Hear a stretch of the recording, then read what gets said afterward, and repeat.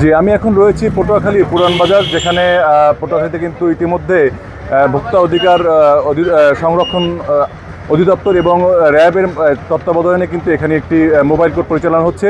আমরা আপনাদের একটু দেখানোর চেষ্টা করব যে এই পুরান বাজারে কিন্তু সবজির দোকান থেকে শুরু করে কাপড়ের দোকান, ওষুধের দোকান, সব প্রত্যেকটা দোকানে কিন্তু এখানে র্যাব এবং ভোক্তা অধিকার তারা কিন্তু যৌথভাবে তারা মোবাইল কোর্ট পরিচালনা করছেন। আমরা একটু দেখানোর চেষ্টা করব যে যে সকল দোকানগুলোতে এখন কিন্তু দেখতে পাচ্ছেন যে এখানে কিন্তু তারা মোবাইল কোর্ট পরিচালনা করছেন, র্যাবের কর্মকর্তা রয়েছেন এবং ভোক্তা অধিকারের কর্মকর্তা রয়েছেন। আমরা একটু কথা বলবো সরাসরি র্যাবের যিনি কর্মকর্তা রয়েছেন তার সাথে, যে তারা কি পরিমাণ জরিমানা করেছেন এবং তাদের পরবর্তী যে এই প্রোগ্রাম কতদিন যাবৎ চলবে এবং এই যে রমজান মাস জুড়েই তাদের এই কর্মসূচি আছে কিনা।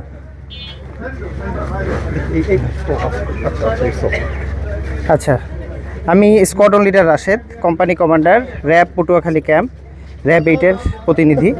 তো আমরা এখানে আমাদের সামাজিক সচেতনতামূলক কার্যক্রম এবং ভোক্তাদের অধিকার সংরক্ষণের জন্য সরকারের যে কার্যক্রম, সেই কার্যক্রমের অংশ হিসেবে র্যাব মোবাইল কোর্ট পরিচালনা করছে।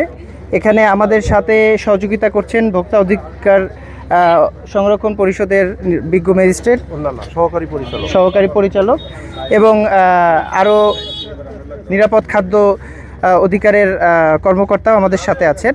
তো আমাদের এখানে মূল উদ্দেশ্য হলো যাতে ভেজাল কোনো পণ্য কেউ বিক্রি না করে, ন্যায্য মূল্যের বাইরে অতিরিক্ত মূল্য এমআরপি যেন প্রতিটা পণ্যে থাকে, বিশেষ করে খাদ্যদ্রব্য বা এই ধরনের পণ্যগুলা, খাদ্যজাত পণ্যগুলোতে যেন এমআরপি থাকে, সর্বোচ্চ রেট যেটা সেটা যেন নির্ধারণ করা থাকে। তাছাড়াও মেয়াদ উত্তীর্ণ কিনা পণ্যটা সেটাও আমরা চেক করছি। তো মূলত এটা আমাদের একটা নিয়মিত অংশ, রুটিন কাজ, আমরা সেটা করছি। এটা আমরা আরও অব্যাহত রাখবো, অতীতেও করেছি, ভবিষ্যতেও করব। তো আমি কি পরিমাণ জরিমানা বা কি করা হচ্ছে সেই বিষয়টা ডিটেল আমাদের ভোক্তা অধিকারের এডি বলবেন। জি, আমরা এখন কথা বলবো ভোক্তা অধিকারের সাথে। উনি আমাদেরকে জানাবেন যে আসলে আজকে কি পরিমাণ মোবাইল কোর্টের মাধ্যমে জরিমানা আদায় করেছে, অভিযানের মাধ্যমে কি ধরনের জরিমানা আদায় করছে একটু আমাদেরকে বলবেন। ধন্যবাদ আপনাকে। এখানে আমরা আসন্ন ঈদ উপলক্ষে বাজারে নিত্য প্রয়োজনীয় পণ্যের দাম স্থিতিশীল রাখা, পাশাপাশি অন্যান্য প্রোডাক্টগুলো যেন ক্রেতারা ন্যায্য মূল্যে পেতে পারে, এই বিষয়গুলো দেখার জন্য আজকে পটুয়াখালী র্যাব 8 এবং ভোক্তা অধিকার সংরক্ষণ অধিদপ্তর সহ নিরাপদ খাদ্য অধিদপ্তরের যৌথ একটি অভিযান পরিচালনা হচ্ছে। এটা জেলা টাস্কফোর্স মনিটরিং কমিটির অভিযান।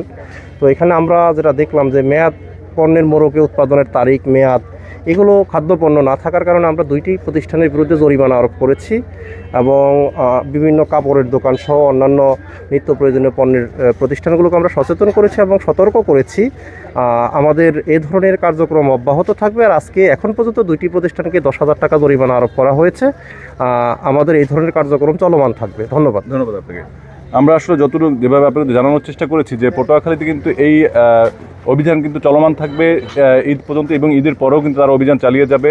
সকল জায়গায় বাজার এবং থেকে শুরু করে প্রতিটা পণ্যের দোকানে কিন্তু তারা অভিযান চালিয়ে যাচ্ছে, যাতে করে অতিরিক্ত ভাড়া দাম আদায় না করতে পারে সেদিক দিয়ে তারা নজরদারি রাখছেন এবং সব ব্যাপারেই তারা কিন্তু নজরদারি রাখছেন বিভিন্নভাবেই।